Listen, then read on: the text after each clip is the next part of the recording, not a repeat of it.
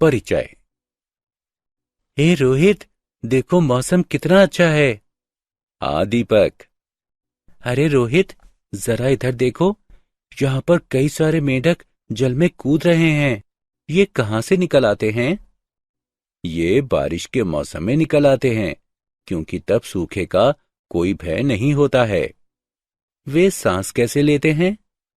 दीपक, ये एक अच्छा प्रश्न है। जल के अंदर मेढक आंतरिक गलफड़े यानी क्लोम तथा अपनी त्वचा द्वारा श्वसन करते हैं, जबकि वायु में वे अपने फेफड़ों द्वारा श्वसन करते हैं। उनकी त्वचा श्लेष्म युक्त, चिकनी तथा सदैव नम बनी रहती है।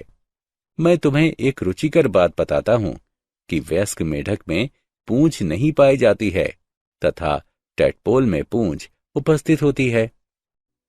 चलिए अब इसके विषय में और अधिक जानते हैं।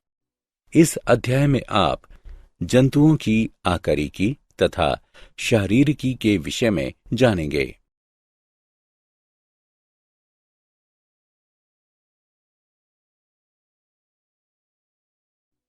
केंचुआ। केंचुआ यानी फेरेटिमा पोस्थुमा एनेलिडा संघ का प्राणी होता है। निम्न कारणों की वजह से इसका प्रयोग किस्म के अध्ययन के लिए किया जाता है। आर्कटिक तथा अंटार्कटिक क्षेत्रों को छोड़कर यह पूरे विश्व में पाया जाता है। ये आसानी से उपलब्ध हो जाता है। ये अहानिकारक होता है। अध्ययन के लिए इसका आकार सुविधाजनक होता है। इसकी आकारिकी का भली भांति अध्ययन हो चुका है।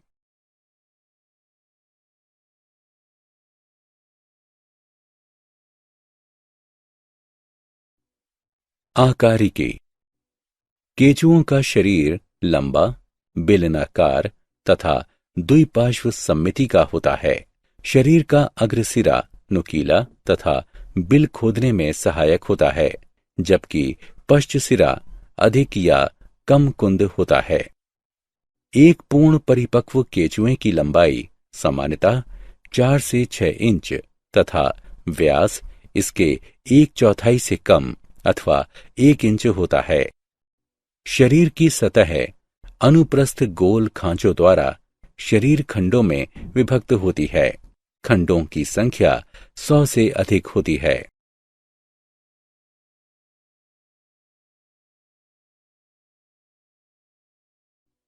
प्रोमुख यानी प्रोस्टोमियम तथा परितुंड यानी पेरिस्टोमियम। केंचुए का सर पृथक नहीं होता है।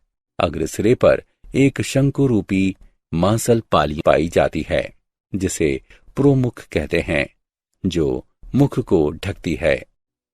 शरीर का पहला खंड परितुंड पेरिस्टोमियम या मुख खंड होता है, जिसमें मुख उपस्थित होता है। पुरोमुख संवेदी होता है, जिसकी सहायता से केंचुआ प्रकाश तथा अंधेरे में अंतर ज्ञात कर सकता है। पर्याणिक यानी क्लाइटेलम।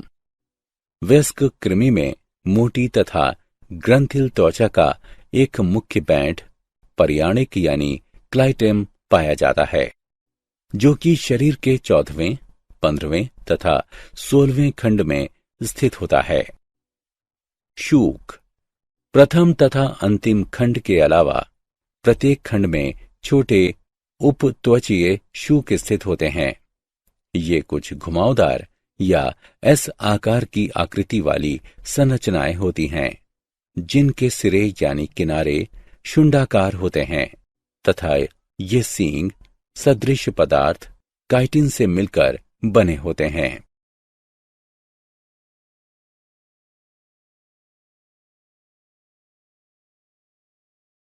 शारीरिकी। केंचुए की शरीर भित्ति पतली, मुलायम, चिकनी, भूरे रंग की तथा चमकदार होती है। उपत्वचा यानी क्यूटिकल देह भित्ति की सबसे बाह्य परत होती है।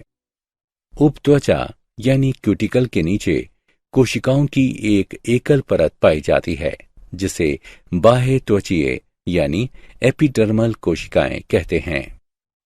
पर्याणिक यानी क्लाइटेलम के क्षेत्र में उपस्थित बाह्य त्वचा अत्यधिक मोटी तथा अति संवहनी यानी विशिष्ट होती है। पर्याणिक ग्रंथियां एल्बुमिन अंडे की सफेदी का स्रावण करती हैं, जो कि कोकून के निर्माण में भाग लेता है।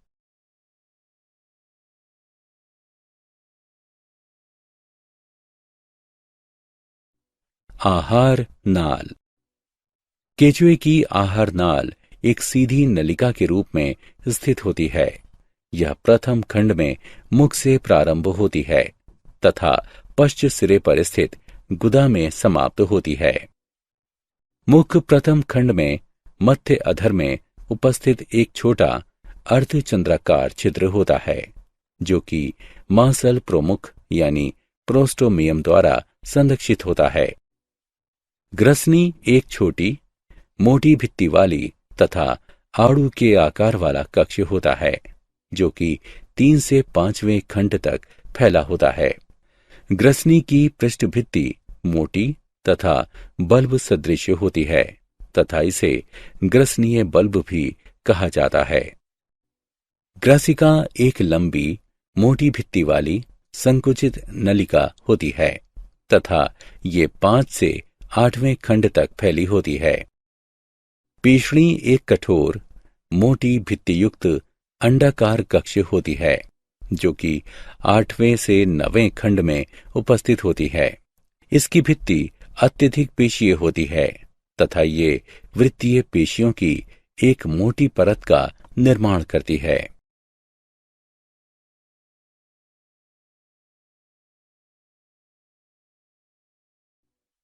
पेशणी एक लंबे नलिकादार अमाशय में समाप्त हो जाती है, जो कि 10 से 14 खंड तक फैली होती है।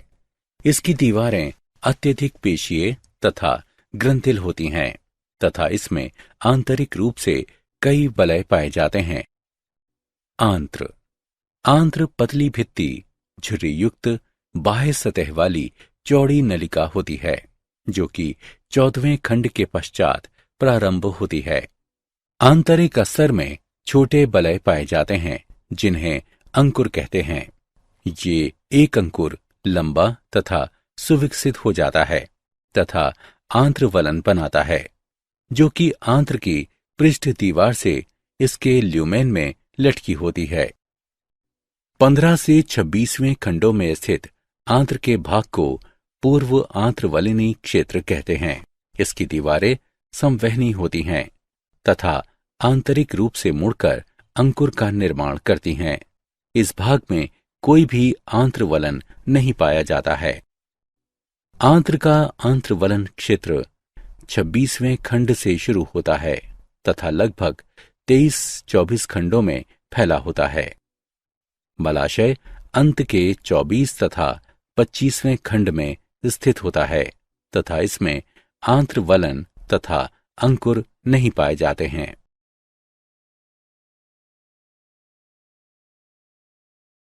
परिसंचरण तंत्र। केंचुए में बंद परिसंचरण तंत्र पाया जाता है, जो कि हृदय, रक्त वाहिकाओं तथा रक्त से मिलकर बना होता है। रक्त ग्रंथियां रक्त कोशिकाओं तथा हीमोग्लोबिन का निर्माण करती हैं, जो कि प्लाज्मा तथा शरीर के 4, 5 तथा 6वें खंड में उपस्थित रक्त ग्रंथियों में घुले होते हैं। वॉल्व युक्त हृदय के 4 जोड़े 7, 9, 12 तथा 13वें खंडों में उपस्थित होते हैं। हृदय का संकुचन रक्त को एक ही दिशा में संचारित करता है।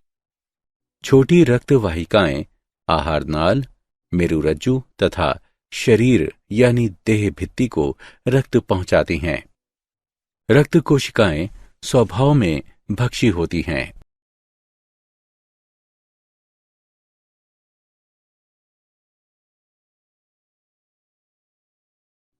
श्वसन तंत्र। इनमें केंचुओं में कोई भी विशेषीकृत श्वसन तंत्र नहीं पाया जाता है।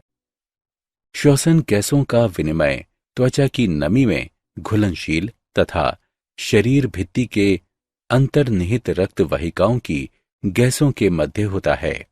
ये त्वचीय श्वसन कहलाता है।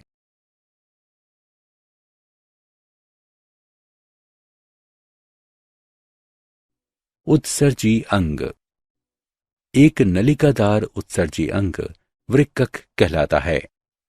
ये 3 प्रकार के होते हैं: पटीय वृक्कक, अध्यावरणी वृक्कक तथा ग्रसनीय वृक्कक। पटीय वृक्कक ये फेरेटिमा के सबसे लंबे वृक्कक हैं। पटीय वृक्कक 15वें खंड के पीछे अंतरखंडीय पटों के दोनों ओर पाए जाते हैं। विशेष प्रकार का पटीय वृक्कक 3 मुख्य भागों से युक्त होता है: नेफ्रोस्टोम, शरीर तथा अंतस्थ धमनी यानी वाहिनी। अध्यावरणी वृक्कक ये वृक्कक प्रथम 2 खंडों को छोड़कर शरीर भित्ति के पूरे आंतरिक अस्तर पर प्रत्येक खंड में फैले होते हैं। ग्रसनीय वृक्कक ये 4, 5 तथा 6वें खंड में ग्रसनी तथा ग्रसिका के किसी ओर पर युग्मित गुच्छों के रूप में पाए जाते हैं। प्रत्येक गुच्छे में नेफ्रोस्टोम रहित 100 से भी अधिक कुंडलित शाखीय नलिकाएं पाई जाती हैं।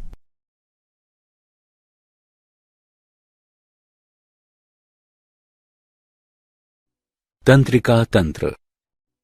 अधिग्रसनीय या प्रमस्तिष्क गुच्छिका का एक जोड़ा संलयित होकर मस्तिष्क का निर्माण करते हैं, जो कि तीसरे खंड के अग्र तथा पृष्ठभाग में स्थित होता है।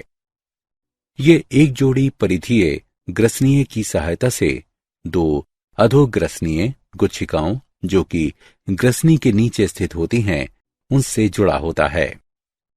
एक दोहरा अधर मेरुरज्जु अंतिम खंड तक फैला होता है। गुच्छिकाएं मेरुरज्जु पर खंड के रूप में व्यवस्थित होती हैं।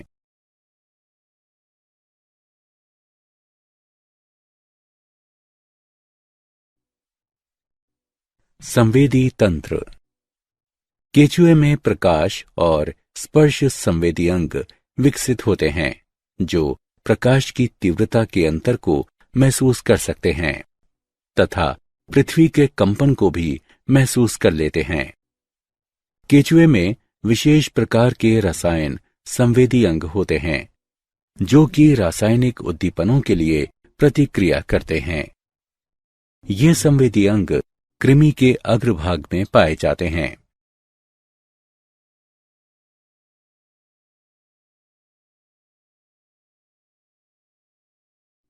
जनन तंत्र। केचुए उभयलिंगी होते हैं, अर्थात एक ही प्राणी में वृषण यानी नर एवं अंडाशय यानी मादा दोनों जनन अंग मिलते हैं। इनमें 10वें व 11वें खंड में 2 जोड़ी वृषण उपस्थित होते हैं। प्रत्येक खंड में एक जोड़ा उपस्थित होता है। प्रत्येक वृषण कोश में बंद होता है। प्रत्येक वृषण कोश शुक्राणुीय कीप में खुलता है, जो कि लंबी शुक्रवाहिका में खुलती है। 17वें से लेकर 20वें खंड तक प्रोस्टेट ग्रंथि का जोड़ा आंत्र के दोनों तरफ उपस्थित होता है। सहायक ग्रंथियों के 2 जोड़े पाए जाते हैं। 17वें तथा 19वें खंड में प्रत्येक में एक जोड़ा पाया जाता है। संयुक्त प्रोस्टेट और शुक्राणु वाहिनी 18वें खंड के अधर पार्श्व में एक जोड़ा नर जनन छिद्र द्वारा बाहर खुलती है। साथ ही 6 से 9वें खंड तक प्रत्येक खंड में एक छोटी थैलेनुमा संरचनाएं 4 जोड़े शुक्राणु धानियां पाई जाती हैं। मैथुन के दौरान केचुए का एक जोड़ा शुक्राणुओं का आदान प्रदान करता है, जब तक कि शुक्राणु अंडाणु तक संवहित नहीं हो जाता, तब तक वो कोशों में संग्रहित होता है, जिन्हें शुक्रग्राहिका कहते हैं। कुछ प्रजातियों में ये बाह्य होता है। केचुआ एक कोकून को स्रावित करता है, जिसमें वो अपने अंडों को जमा करता है तथा उसका साथी शुक्राणु को संग्रहित करता है। शिशु कृमि लगभग पूर्ण विकसित किंतु बहुत छोटे रूप में कोकून से बाहर निकल आते हैं। लगभग 1 वर्ष में वे शिशु कृमि यानी केचुए पूर्ण आकार में विकसित हो पाते हैं।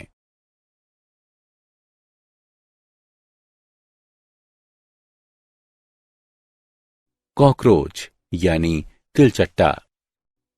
कॉकरोच लंबी श्रृंगिकाओं तथा पैरों वाले कीट हैं। आकारिकी।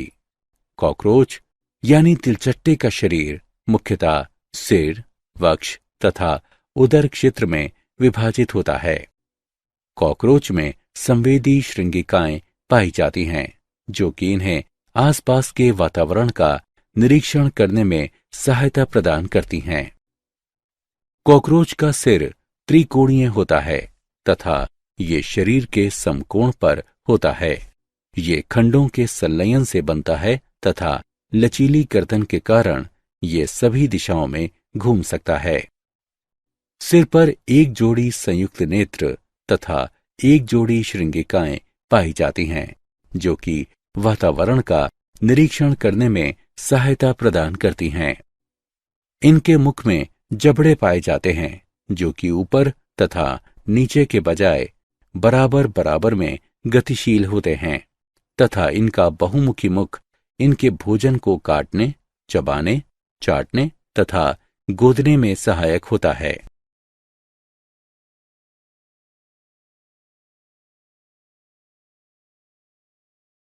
आकारिकी। वक्ष शरीर का मध्य भाग होता है, जिससे कीट की 6 टांगें तथा 2 पंख जुड़े होते हैं। प्रत्येक टांग में उपस्थित 2 पंजे तथा उन पर उपस्थित बाल कॉकरोच को पकड़ने तथा दीवार पर आसानी से चढ़ने में सक्षम बनाते हैं। कॉकरोच की टांगें बहुत मजबूत होती हैं तथा वो लगभग 4.8 किलोमीटर प्रति घंटे की दूरी तक तय कर सकते हैं। वक्ष मुख्यतः 3 भागों में बटा होता है: अग्रवक्ष, मध्यवक्ष तथा पश्चवक्ष। अग्रवक्षीय टांगें कॉकरोच के सिर के पास होती हैं। ये सबसे छोटी टांगें होती हैं तथा कॉकरोच को गमन करने के समय ये अवरोधक की भांति कार्य करती हैं। अग्रवक्ष का कुछ भाग कॉकरोच के सिर को भी ढकता है। मध्य टांगें मध्यवक्षीय टांगें होती हैं। ये टांगें कॉकरोच को गति बढ़ाने तथा कम करने में सहायता प्रदान करती हैं। पश्चवक्षीय टांगें कॉकरोच की सबसे लंबी टांगें होती हैं तथा ये कॉकरोच को आगे चलने में सहायता प्रदान करती हैं।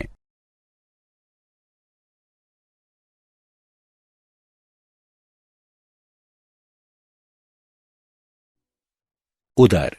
कॉकरोच यानी तिलचट्टे में खंडित उदर पाया जाता है, जिसमें आंतरिक अंग पाए जाते हैं। एक नलिकाकार हृदय रक्त को अंगों तथा ऊतकों तक पहुंचाता है। रक्त रंगहीन होता है क्योंकि इसमें ऑक्सीजन को धारण करने के लिए हीमोग्लोबिन नहीं होता है। महाधमनी रक्त को विशेष अंगों तक ले जाती है। अधिकांश रक्त रिक्त स्थानों के जाल यानी नेटवर्क द्वारा संचारित होता है, जो रुधिर गुहा यानी हीमोसील कहलाता है।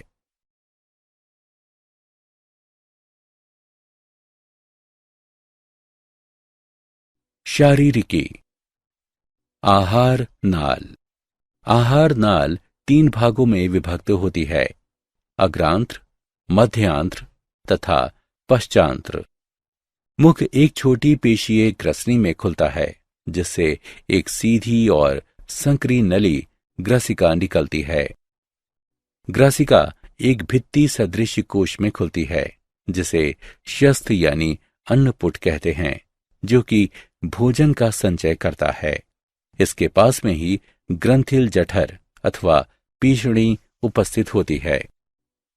इसमें बाहर एक मोटा वर्तुल पेशी स्तर होता है तथा स्तर की उपत्वचा 6 स्थानों पर मोटी होकर उपत्वचीय दांत बनाती है। ये दांत भोजन के मोटे कणों को पीसने में सहायक होते हैं। मध्यांत्र एक संकरी एवं समान व्यास की नलिका होती है, जिसमें उपत्वचा का आस्तर नहीं होता है। अग्रांत्र एवं मध्यांत्र के संधि स्थल पर अंगुली के समान 6 से 8 अंध नलिकाएं लगी रहती हैं, जिनके सिरे बंद रहते हैं। इनको यकृतीय या जठरीय अंधनाल कहते हैं। ये पाचक रस बनाती हैं। मध्यांत्र तथा पश्चांत्र लंबी नलिकाएं होती हैं। पश्चांत्र मध्यांत्र से चौड़ी होती है। पश्चांत्र 3 भागों में विभक्त होती है: क्षुद्रांत्र, वृहदांत्र तथा गुदा। मध्यांत्र व पश्चांत्र के संधि स्थल पर लगभग 100 से 150 पतली पीले रंग की नलिकाएं होती हैं, जिन्हें मैलपीगी नलिकाएं कहते हैं। ये हीमोलिम्फ से उत्सर्जी पदार्थों के उत्सर्जन में सहायक होती हैं।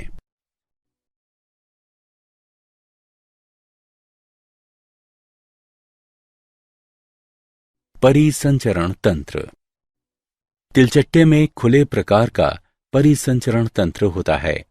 इसकी रुधिर वाहिनियां अल्प विकसित होती हैं और रुधिर गुहा में खुलती हैं तथा उसी में सभी अंतरंग अंग डूबे रहते हैं, जिसे रुधिर लसिका कहते हैं।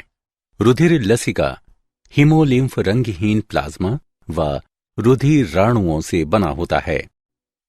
हीमोलिम्फ रंगहीन प्लाज्मा तथा रुधिराणुओं यानी हीमोसाइट से मिलकर बना होता है, जो कि कॉकरोच के रक्त को सफेद रंग प्रदान करता है। कॉकरोच का हृदय वक्ष तथा अधर की मध्य पृष्ठीय रेखा के पास स्थित होता है। हृदय आगे चलकर कीपाकार कोष्ठकों में विभेदित होता है, जिसमें दोनों तरफ आस्य होते हैं।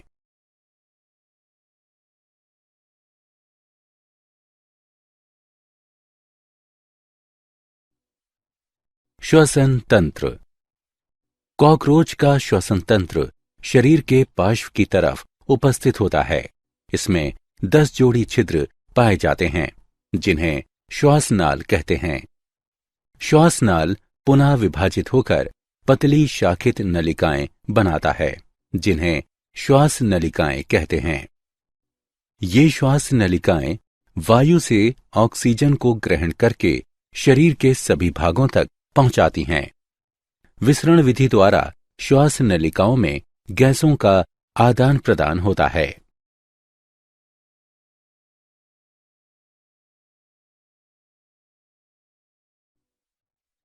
उत्सर्जी तंत्र। कॉकरोच में उत्सर्जन मैलपीगी नलिकाओं द्वारा होता है, जो कि आहार नाल में मध्यांत्र तथा पश्चांत्र के संयोजन पर उपस्थित होती हैं। मैलपीगी नलिकाएं ग्रंथिल तथा रोमयुक्त कोशिकाओं द्वारा आस्तरित रहती हैं, जो कि नाइट्रोजनी अपशिष्ट पदार्थों का अवशोषण करके उन्हें यूरिक अम्ल में परिवर्तित कर देती हैं। इस प्रकार का उत्सर्जी तंत्र यूरिकाम्ल उत्सर्गी कहलाता है। तंत्रिका तंत्र। कॉकरोच में तंत्रिका तंत्र एक श्रेणीबद्ध खंडीय व्यवस्थित कोशिकाओं का बना होता है, जो कि शरीर के अधर तल पर पाई जाती हैं तथा युग्मित अनुदैर्ध्य ये संयोजक से जुड़ी रहती हैं। 3 गुच्छिकाएं वक्ष क्षेत्र में तथा 6 गुच्छिकाएं उदर क्षेत्र में स्थित होती हैं। मस्तिष्क सिर के क्षेत्र में अधिग्रासिका गुच्छिका द्वारा निरूपित किया जाता है, जो कि संवेदी अंगों, श्रृंगिकाओं तथा संयुक्त नेत्रों को तंत्रिकाएं भेजता है। जनन तंत्र। कॉकरोच द्विलिंगी होता है। नर प्रजनन तंत्र में एक जोड़ी वृषण पाए जाते हैं, जहां से शुक्रवाहक नीचे की तरफ स्थित होते हैं तथा शुक्राशय द्वारा होती हुए स्खलनीय वाहिनियों में खुलते हैं। स्खलनीय वाहिनियां शुक्राणुओं को परस्पर एक बंडल में बांधे रखती हैं, जिसे शुक्राणुधर कहते हैं।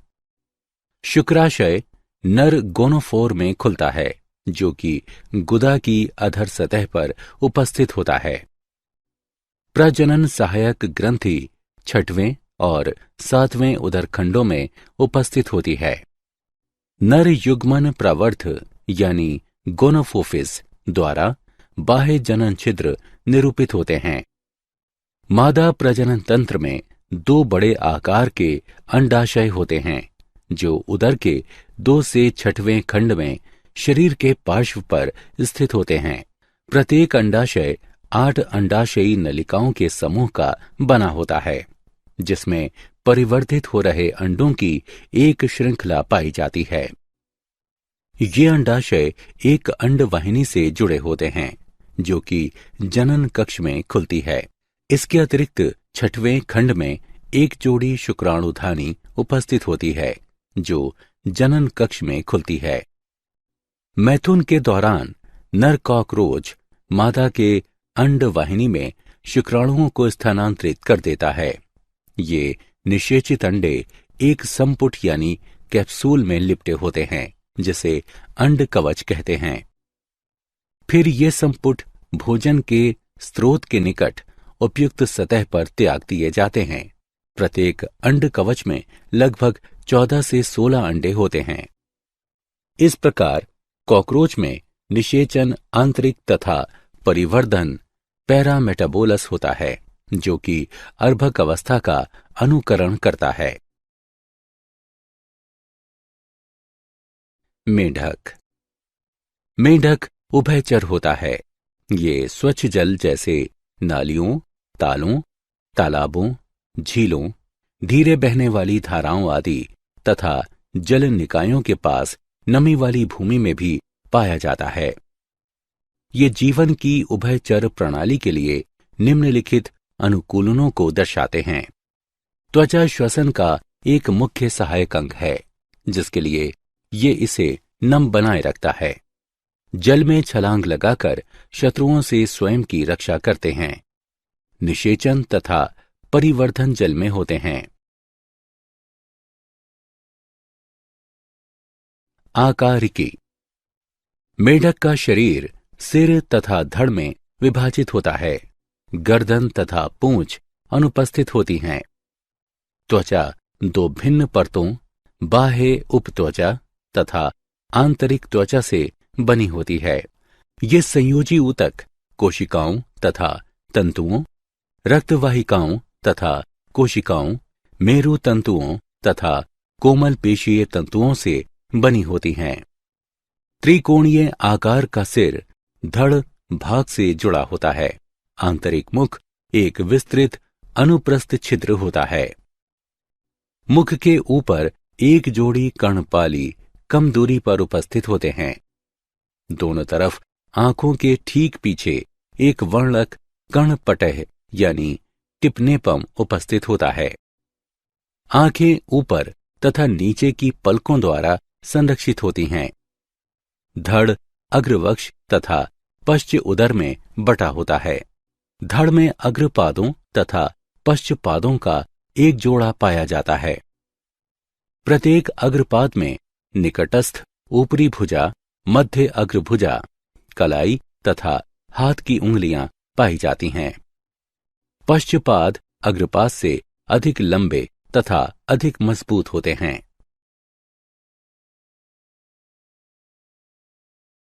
शारीरिकी। मेढक की आहार नाल निम्नलिखित भागों में विभक्त होती है। मुख तथा मुख ग्रसनीय गुहा। मेढक में मुख चौड़ा, दरार सदृश अर्धचंद्राकार द्वार होता है जो कि थूथन के सिरे पर स्थित होता है। ये टिम्पेनम की एक सतह से दूसरी सतह तक फैला हुआ है। मेढक में मुख गुहा तथा ग्रसनी परस्पर मिलकर मुख ग्रसनीय गुहा बनाती है। ग्रसनी मुख ग्रसनीय गुहा का पश्चभाग ग्रसनी को दर्शाता है। ये 2 द्वारों द्वारा छिद्रित होता है। भोजन नली के मध्य में चौड़ा तथा घुमावदार द्वार स्थित होता है। ये ग्रसिका में खुलता है। ग्रसिका ये एक चौड़ी तथा संकुचित नलिका है। गर्दन की अनुपस्थिति के कारण ये बहुत छोटी होती है तथा अमाशय तक फैली होती है। अमाशय ये देह गुहा में बाईं तरफ स्थित होता है। अमाशय आहार नाल का सबसे चौड़ा तथा लगभग 2 इंच लंबा भाग होता है। आहार नाल। आंत्र। अमाशय एक लंबी नलिकादार आंत्र में खुलता है। ये 3 भागों में विभक्त होती है। ग्रहणी, छोटी आंत्र या क्षुद्रांत्र तथा बड़ी आंत्र या वृहदांत्र या मलाशय। ग्रहणी, ये आंत्र का यू आकार का अग्रभाग होता है। ये अमाशय के समांतर फैली होती है। छोटी आंत्र या क्षुद्रांत्र, ये कई लूप बनाती है। ये पतली भित्ति वाली घुमावदार नलिका जो कि लगभग 8 से 10 इंच लंबी होती है। बड़ी आंत्र या वृहदांत्र या मलाशय, ये छोटी किंतु तुलनात्मक चौड़ी नलिका होती है। इसकी आंतरिक सतह अनुदैर्ध्य वलियों में निर्मित हो जाती है। इसे मलाशय भी कहते हैं। अवस्कर तथा अवस्कर द्वार। मलाशय के दूरस्थ भाग को अवस्कर या अवस्कर कक्ष कहते हैं। इसमें गुर्दे तथा मूत्राशय की मूत्र जनन वाहिनियों के छिद्र खुलते हैं। श्वसन तंत्र। भोजन के ऑक्सीकरण अथवा दहन द्वारा उत्पन्न ऊर्जा दैनिक उपापचयी क्रियाओं को करने के लिए आवश्यक होती है। इस प्रक्रिया के दौरान ऑक्सीजन उपभोग में आती है तथा कार्बन डाइऑक्साइड निष्कासित होती है। ऑक्सीजन को ग्रहण करने तथा कार्बन डाइऑक्साइड को त्यागने की प्रक्रिया सांस लेना कहलाती है तथा रासायनिक परिवर्तन जिनके द्वारा भोजन का ऑक्सीकरण तथा ऊष्मीय ऊर्जा की विमुक्ति होती है तथा कार्बन डाइऑक्साइड का निर्माण होता है, श्वसन कहलाती है।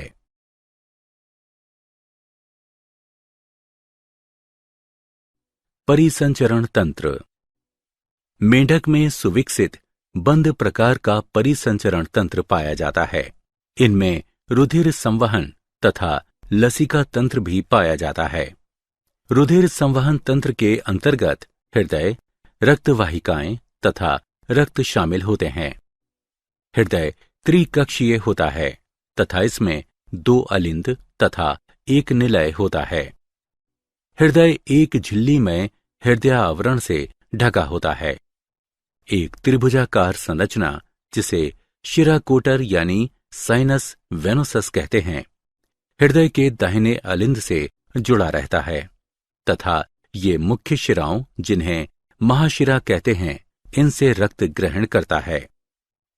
हृदय की अधर सतह पर निलय एक थैलीनुमा रचना धमनी शंकु में खुलता है। हृदय शरीर के सभी भागों से रक्त को एकत्रित करता है तथा शरीर के सभी भागों में धमनियों तथा शिराओं द्वारा शरीर के सभी भागों में रक्त को प्रवाहित करता है। मेढक में यकृत निवाहिका तंत्र तथा वृक्कीय निवाहिका तंत्र पाए जाते हैं। यकृत निवाहिका तंत्र यकृत तथा आंत्र के मध्य एक विशिष्ट शिरीय संबंध होता है, जबकि वृक्कीय निवाहिका तंत्र वृक्क तथा शरीर के निम्नतम भागों का विशिष्ट शिरीय संबंध होता है। रक्त प्लाज्मा से बना होता है। 3 प्रकार के रक्त कणिकाओं के नाम निम्न हैं। रक्ताणु, लाल रक्त कणिकाएं। श्वेताणु, श्वेत रक्त कणिकाएं। पट्टिकाणु यानी प्लेटलेट्स। रक्ताणुओं यानी लाल रक्त कणिकाओं में केंद्रक पाया जाता है तथा ऑक्सीजन तथा कार्बन डाइऑक्साइड के परिवहन के लिए इनमें एक लाल वर्णक हीमोग्लोबिन पाया जाता है। रक्त की तुलना में लसिका में कुछ प्रोटीनों, रक्ताणुओं तथा प्लेटलेट्स का अभाव होता है। उत्सर्जी तंत्र। उत्सर्जन उपापचय के परिणाम स्वरूप बनने वाले अपशिष्ट पदार्थों के उन्मूलन की वह प्रक्रिया है जिसमें हानिकारक उत्पाद शरीर से बाहर त्याग दिए जाते हैं। मेढक में वृक्क का एक जोड़ा मुख्य उत्सर्जी अंग होता है। वृक्क की सूक्ष्म संरचना कई लच्छेदार नलिकाओं की उपस्थिति को दर्शाती है, जिसे मूत्रजन नलिकाएं कहते हैं। मूत्रजन नलिकाएं शीर्ष के रूप में प्रारंभ होती हैं, जिसमें दो भित्तियां पाई जाती हैं, जो कि ग्रंथिल उपकला की चपटी कोशिकाओं द्वारा आस्तरित होती हैं। तंत्रिका तंत्र। तंत्रिका तंत्र न्यूरॉन से बना होता है। तंत्रिका तंत्र तीन मुख्य भागों केंद्रीय तंत्रिका तंत्र, परिधीय तंत्रिका तंत्र तथा स्वायत्त तंत्रिका तंत्र से मिलकर बना होता है। शरीर में मस्तिष्क का महत्व यह है कि वह शरीर की कोशिकाओं, ऊतकों तथा अंग तंत्रों के कार्यों का समन्वय तथा नियंत्रण करता है, जिससे कि वे एक इकाई के रूप में कार्य कर सकें। मेंढक का मस्तिष्क तीन भागों अग्र मस्तिष्क, मध्य मस्तिष्क तथा पश्चिम मस्तिष्क में विभक्त होता है। अग्र मस्तिष्क में घ्राण पालियां, जुड़वां, युग्मित, प्रमस्तिष्क गोलार्ध और केवल एक अग्र मस्तिष्क पश्च होते हैं। मध्य मस्तिष्क एक जोड़ा दृक्पालियों का बना होता है। पश्चिम मस्तिष्क अनुमस्तिष्क एवं मेडुला ऑब्लांगेटा का बना होता है। जनन तंत्र। मेंढक के नर जनन अंग के अंतर्गत एक जोड़ी वृषण, 10 से 12 जोड़ी शुक्र वाहिकाएं तथा एक जोड़ी मूत्र जनन नलिका या मूत्र नली आते हैं। वृषण हल्के पीले रंग के अंडाकार या बेलनाकार संरचना वाले होते हैं, जो कि लंबाई में 1 इंच के होते हैं। अग्र सिरे पर ये वृक्क की अधर सतह से पेरिटोनियम के वलय, जिसे मेजोरकियम कहते हैं, इसके द्वारा जुड़े रहते हैं। प्रत्येक वृषण से 1 दर्जन शुक्र वाहिकाएं निकलती हैं, जो कि वृषण से शुक्राणुओं का वहन करती हैं। मूत्र नली बाह्य जनन उत्पादों को शरीर से बाहर निकालती हैं, इसलिए ये मूत्र जनन नलिकाएं भी कहलाती हैं। मादा जनन तंत्र। मेंढक के मादा जनन अंग में एक जोड़ी अंडाशय, एक जोड़ी अंडवाहिनियां तथा एक जोड़ी मूत्रवाहिनी होते हैं। अंडाशय की जोड़ी देह गुहा के पश्चभाग में स्थित होती है तथा पेरिटोनियम के एक दोहरे वलय, जिसे मेजोवेरियम कहते हैं, इसके द्वारा पृष्ठ देह भित्ति तथा वृक्क की बाहरी सतह से जुड़ी होती है। अंडाशय में कई पालियां पाई जाती हैं, जिनमें से प्रत्येक जनन उपकला से आस्तारित होती है। अंडवाहिनियां 2 बहुत लंबी तथा मोटी भित्तियों वाली घुमावदार नलिकाएं होती हैं। अंडवाहिनी 3 क्षेत्रों में विभक्त होती है। अंडवाहिनीय कीप। ये अंडवाहिनी का कीपाकार सबसे आगे वाला भाग है, जो कि चौड़े अंडवाहिनीय द्वार या आशय द्वारा देह गुहा से संचारण करता है। मध्य कुंडलित भाग। अंडवाहिनी का मध्य भाग लंबा, संकरा तथा अत्यधिक कुंडलित होता है। गर्भाशय। अंडवाहिनी का पश्चभाग पुनः चौड़ा होकर गर्भाशय अंडकोश का निर्माण करता है। मेढक में निषेचन बाह्य होता है। क्या आप जानते हैं, सर जॉन बी गुरडोन द्वारा केंद्रक प्रत्यारोपण यानी ट्रांसप्लांट तथा कोशिका विभेदन। मेढक की आंत्र में से एक कोशिका का केंद्रक मेढक के अंड में प्रत्यारोपित किया जाता है, जो कि एक सामान्य मेढक को जन्म देता है। यह प्रयोग भ्रूणीय विकास के दौरान जीन्स के नियंत्रण के अध्ययन में सहायता करता है। सारांश। आइए हमने जो कुछ सीखा है उसे संक्षेप में दोहराएं। केचुए का शरीर लंबा, बेलनाकार तथा द्विपार्श्वीय सममिति वाला होता है। केचुए में सिर पृथक नहीं होता है तथा प्रथम तथा अंतिम को छोड़कर केचुए का प्रत्येक खंड में छोटे शूक उपस्थित होते हैं, केंचुए की आहार नाल प्रथम खंड में मुख से प्रारंभ होकर पश्च सिरे पर स्थित गुदा पर जाकर समाप्त होती है। केंचुए में बंद प्रकार का परिसंचरण तंत्र पाया जाता है। केंचुए में कोई भी विशेष प्रकार का श्वसन तंत्र नहीं होता है। केंचुए में प्रकाश और स्पर्श संवेदी अंग विकसित होते हैं, जो प्रकाश की तीव्रता के अंतर को महसूस कर सकते हैं तथा पृथ्वी के कंपन को भी महसूस कर लेते हैं। केंचुए उभयलिंगी होते हैं, अर्थात एक ही प्राणी में वृषण यानी नर एवं अंडाशय यानी मादा दोनों जनन अंग मिलते हैं। कॉकरोच लंबी श्रृंगिकाओं तथा पैरों वाले कीट हैं। कॉकरोच का शरीर सिर, वक्ष तथा उदर क्षेत्र में विभाजित होता है। आहार नाल 3 भागों में विभक्त होती है, अग्रांत्र, मध्यांत्र तथा पश्चांत्र। कॉकरोच में खुला परिसंचरण तंत्र पाया जाता है। कॉकरोच में श्वसन तंत्र शरीर की पार्श्व सतह पर पाया जाता है। कॉकरोच में उत्सर्जन मैलिपीगी नलिकाओं द्वारा होता है तथा ये द्विलिंगी होते हैं। मेंढक उभयचर होते हैं तथा मेंढक का शरीर सिर तथा धड़ में विभाजित होता है। गर्दन तथा पूंछ अनुपस्थित होती हैं। ऑक्सीजन को ग्रहण करने तथा कार्बन डाइऑक्साइड को त्यागने की प्रक्रिया सांस लेना कहलाती है तथा रासायनिक परिवर्तन जिनके द्वारा भोजन का ऑक्सीकरण तथा ऊष्मीय ऊर्जा की विमुक्ति होती है तथा कार्बन डाइऑक्साइड का निर्माण होता है, इसे श्वसन कहते हैं। मेढकों में सुविकसित बंद प्रकार का परिसंचरण तंत्र पाया जाता है। मेढक में वृक्क का एक जोड़ा मुख्य उत्सर्जी अंग होते हैं। तंत्रिका तंत्र 3 मुख्य भाग केंद्रीय तंत्रिका तंत्र, परिधीय तंत्रिका तंत्र तथा स्वायत्त तंत्रिका तंत्र से मिलकर बना होता है। मेढक के नर जनन अंग के अंतर्गत 1 जोड़ी वृषण, 10 से 12 जोड़ी शुक्र वहिकाएं तथा 1 जोड़ी मूत्र जनन नलिका या मूत्र नली आते हैं।